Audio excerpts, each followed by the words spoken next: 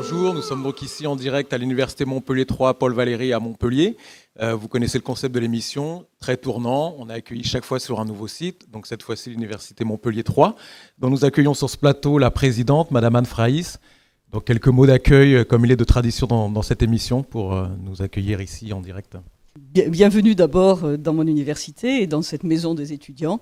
Et aussi vous dire que, bien sûr, si on parle d'actualité, l'actualité des universités, c'est bien sûr leur budget. Alors je ne voudrais pas polémiquer sur le sujet, parce que cette émission, elle est faite pour montrer toute la richesse, les compétences, les possibilités des universités. Simplement rappeler que pour des formations, pour de la recherche, pour la culture, pour les relations internationales, pour tout ce qui se fait dans les universités, il faut certes les compétences et l'enthousiasme que nous avons tous, mais il faut aussi les ressources humaines et l'argent que nous avons de moins en moins. Et je crois que ce serait très dommage de couper justement tout ce qu'on va voir aujourd'hui, et qui dépasse bien sûr ce qu'on va voir aujourd'hui dans les universités, parce que je crois sincèrement que l'avenir de notre pays passe par ces universités, par son enseignement supérieur et par sa recherche.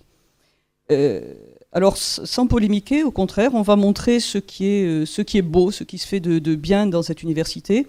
Et puis, juste mettre à la une, pour donner moi-même un exemple, quelque chose que nous faisons dans notre université, qui est une originalité, quelque chose qu'on a créé cette année.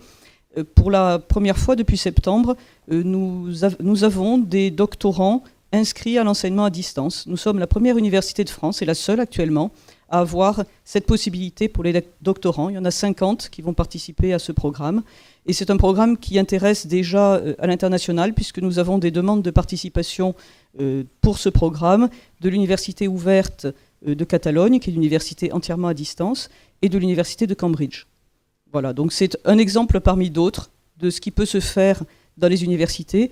Et je crois que ce qu'il faut rappeler, c'est que cet élan, c'est l'avenir de nos étudiants, c'est la richesse de notre pays, et il serait très dommage de le briser en faisant du savoir et de l'instruction simplement une marchandise dont la seule valeur et le seul critère serait une rentabilité à court terme.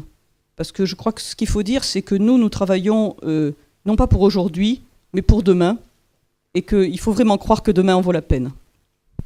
Voilà, donc merci à vous d'être ici pour cette émission. Et j'espère que le programme que nous allons développer là va vous montrer justement toute la richesse des universités de la région.